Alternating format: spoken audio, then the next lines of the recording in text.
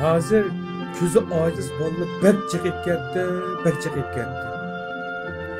Endi bu ota-onalar farzandlarininki keyinchi cho'ng'ilab, menga o'xshash ko'zoynak taqab qolmasin desanglar. Birinchidan, bolalarga topshiriq ishlagan chog'ida yo'riqligini joyida tutib, gunga qorong'u yerda topshiriq ishlamasin, kitob o'qimasin. Ikkinchidan, mushu ajdodlarimizda ko'zoynak taqaylar qallar yoki ko'z ojizligiga oz uchraydi. Sababi nima degan chog'da pologa savzini jiq silib, poloning savzini obdan savzi yani jiq yegizibdi. Dal mushu savzining o'zi ko'zni ro'shanlashtirish uchun nihoyatda bak yaxshi to'g'risi. Şoň balalarga savzini ko'p iste'mol qildiriblar.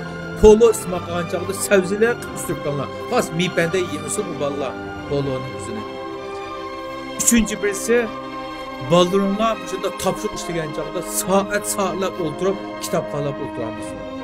Az degan chog'da 40 minut yoki 1 soatda bir qitim o'rnidan qo'pab bolalar ko'z gimnastika ishisi bo'ldi yoki birdan ko'zni orom olsin. To'rtinchidan shu shanba kunlari bolalarni kunda denshi qalatqizib o'tkazib qo'ymay, yo anavigacha yo dadavacha qaysinglar orom olgan bo'lsanglar, shular bolalarimizda yezi qishloqlarga, bog'chalarga olib yishil muhitlarni ko'proq ko'rsin. Bumi ko'zga bak foydali. 5-chi birisi balalarga sürme tartışını davamlaştırıyorlar.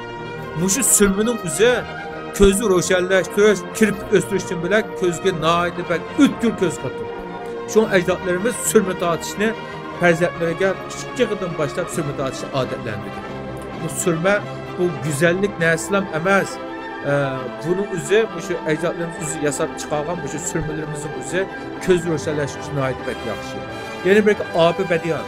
Çünkü bediyanda arlap çaydanlar işkizip koysanlar ama vallahi yel haydashlar birga ko'zni bak yaxshi ro'shanlar cho'ktirdi. Buni çok aydın üzülmeydi. Altıncısı onunki qarallik holda bolalarga ko'z güzel o'tganingizga olib tekshirib turinglar. Ko'zda hozir ahvoli nagacha aniq bilalaysizlar. Vaqtida ko'zoynak taqash tegishli bo'lsa, hargiz bolalarga ko'zoynakni qancha bir taqasi shuncha ko'zi ig'ilish ko'zgan xato ko'z qarash bo'lmay, vaqtida ko'zoynakni vaqtida paydo qildirib bersanglar, bolalarning ko'zini texnik ig'ilish ketishini oldini olib bo'ladi.